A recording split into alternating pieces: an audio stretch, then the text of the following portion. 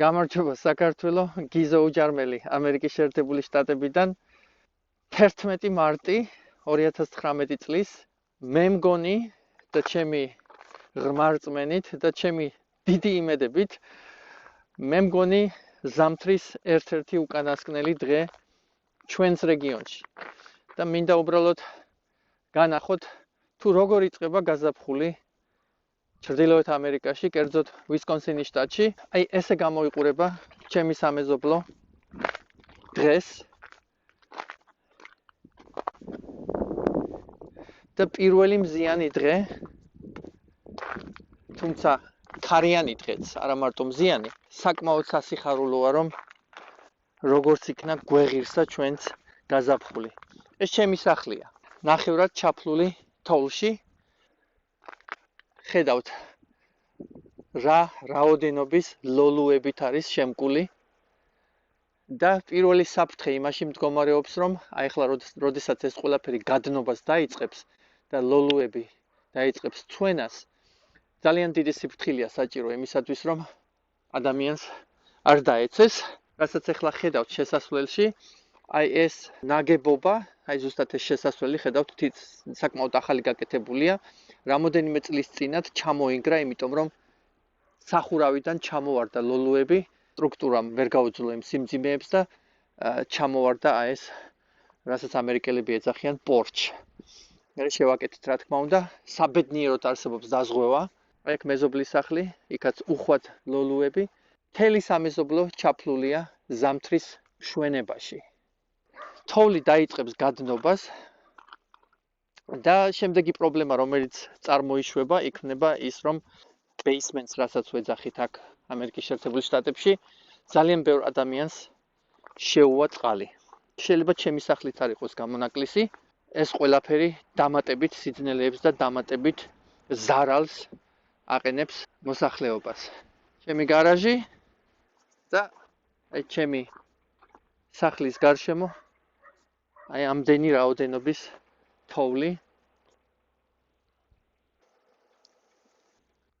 დიდი მოლოდინით და მოუთმენლად ველით როდის დადნება ეს ყველაფერი. კიდევ ერთი ნეგატივი ის, რომ მანქანები უაღრესად ჭუჭყიანია.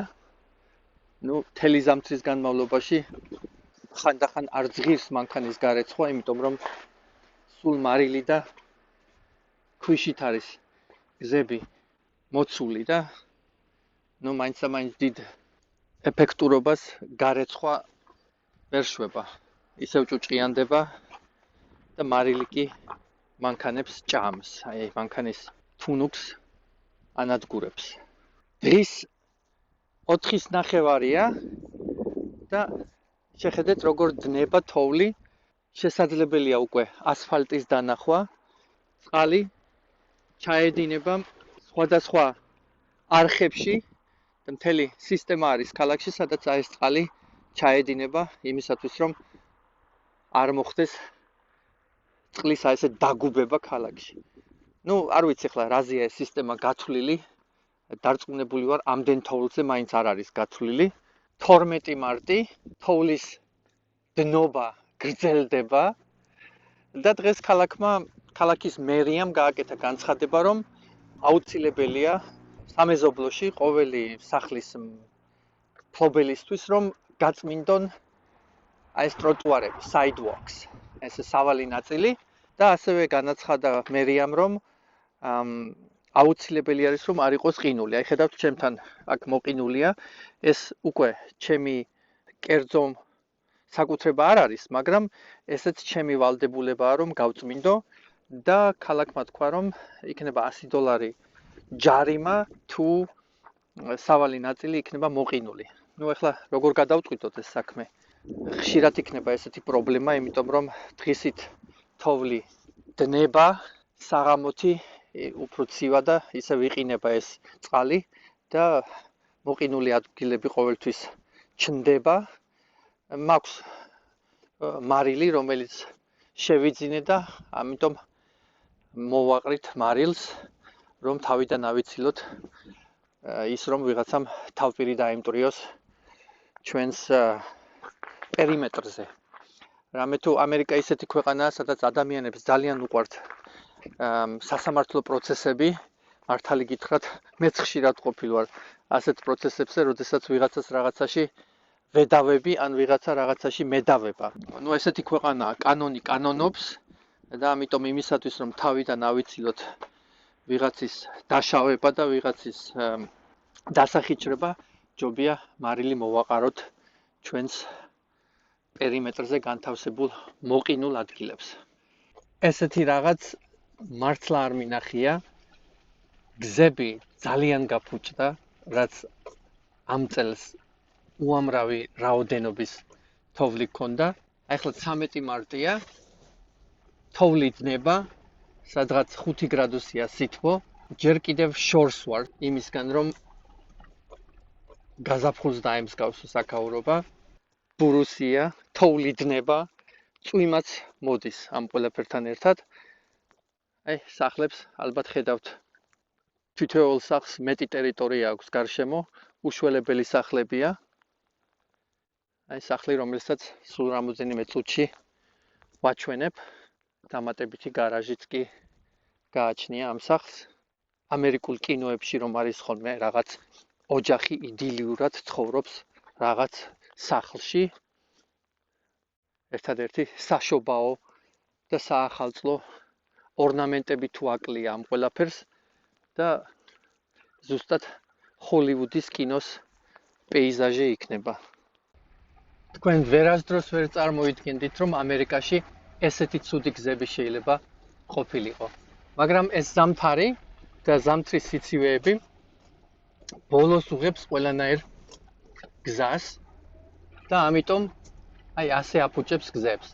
ალბათ ამიტომ არის, რომ ბეგარები ჩვენს შტატში საკმაოდ მაღალია, იმიტომ რომ ეს ყველაფერი სახელმწიფოს ხარჯებია და ეხლა სახელმწიფო საიდან დააფინანსებს ამ ყველაფერს. ისევ ხალხმა უნდა გადაიხადოს.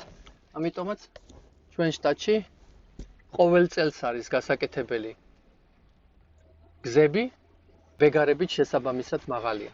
ნუ ერთ-ერთი მიზეზი, ხლა მე არ ვამბობ ერთადერთი, მაგრამ ერთ-ერთი.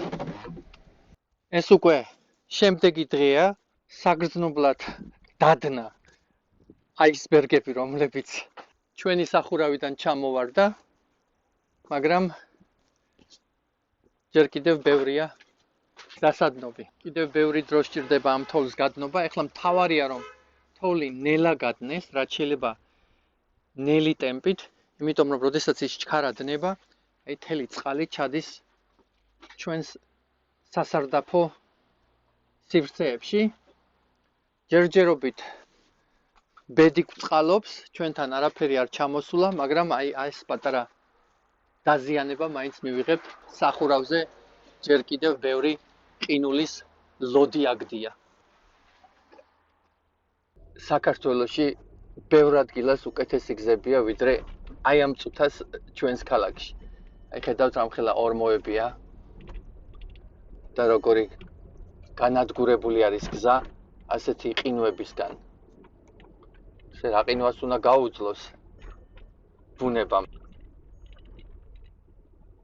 დღეს პირველად მოვისმინე ჩიტის გალობა. არის ესეთი ჩიტი, ქვია რაბინ. შაშუს გავს. და ძალიან ლამაზად გალობს. 17 მარტი. ეს პატარა ქალაქი არის.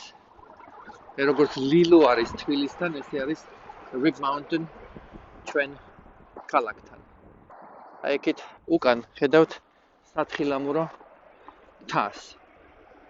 ნუ რა თქმა უნდა, ბაკურიანს და გუდაურს ვერ შეეძრება, მაგრამ საკმაოდ კეთილმოწყობილია და თითქმის აპრილის ბოლომდე შეიძლება იქ თხილამურებზე სრიალი.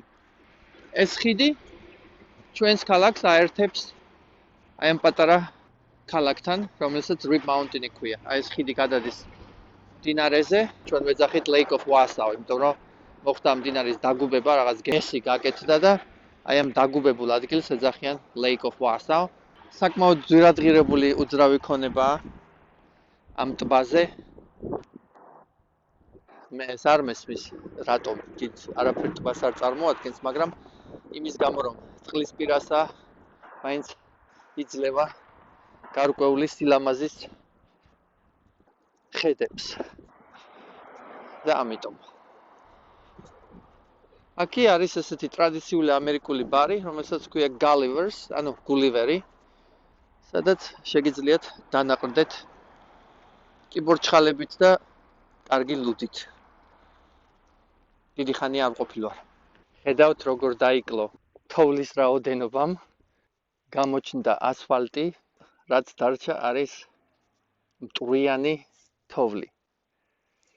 ტემპერატურა ახლა არის სადღაც 0 გრადუსი, მზე ანათებს კაშკაშებს ყველაფერი და ჩვენს ეზოში ჯერ კიდევ ყრია ეს ყინულის ლოდები და უკვე სასარდაფო სივრცეში მე აღმოვაჩინე გუშინ სველი წერტილები. ანუ ჩვენც აუცილებლად ვიხილავთ წყალს ქვედა სართულზე. სამწუხაროა, მაგრამ ფაქტია.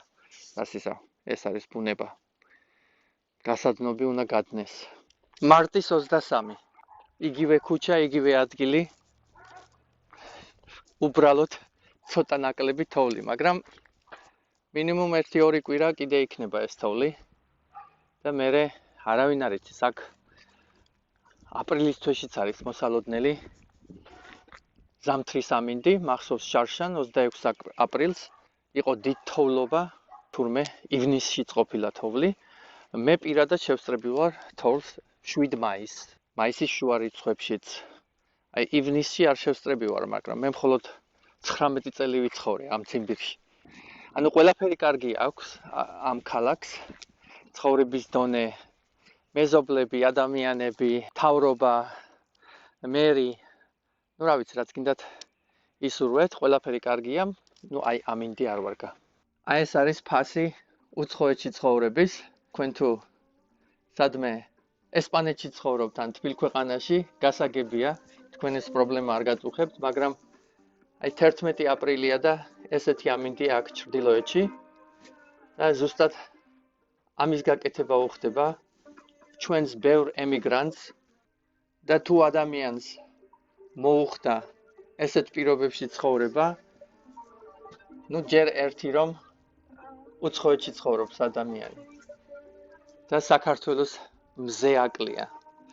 მეორე კი თვითონ ეს გაუსაძლისი ზამთრის პირობები, რომელშიც ადამიანს ცხოვრება უხდება, მაგრამ ასეა მოწყობილი ადამიანი.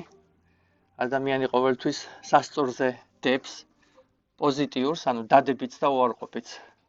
და დადებითი ჩვენთვის, რიგითი ქართველისათვის ყოველთვის ის არის, რომ ჩვენს საყვარელ ადამიანებს დავეხმაროთ და ჩვენ ნებისმიერ პირობებში ვიცხოვრებთ და ნებისმიერ პირობებს გაუძლებთ, ნებისმიერ პირობებში მივახწერთ წარმატებას, იმიტომ რომ ჩვენი მიზანი წმინდაა. ჩვენი ქვეყანა გვიყვარს, ჩვენი ხალხი გვიყვარს. ბევრი ქართველი დედა, ბევრი ქართველი ქალი დღესაც სადღაც ნიუ-იორკში და ამერიკის მრავალ სხვა ქალაქში მოხუცებს უვლიან და ოჯახებში მუშაობენ იმისათვის, რომ თავიანთ შვილებს, ქმრებს, დედებს, მამებს, ახლობლებს დაეხმარონ.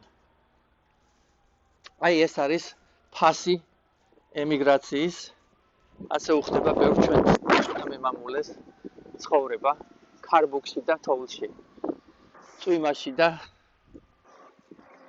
ჭექა-ქუხილში ცხოვრება და მუშაობა იმისათვის, რომ ოჯახები არჩინონ. ეს გმირობაა, ჩემო კარგებო. ზუსტად აი ამ გმირობამ გადაარჩინა საქართველო 90-იანებს, გადაარჩინა საქართველო გასაჭირს და დღესაც დიდი ნაწილი ფულის და თანხების, რომელიც საქართველოში შემოდის, არის ზუსტად აი ამ ადამიანების მიერ აი ესეთ პირობებში, ან შეიძლება უარეს პირობებში გამომუშავებული თანხებიდან.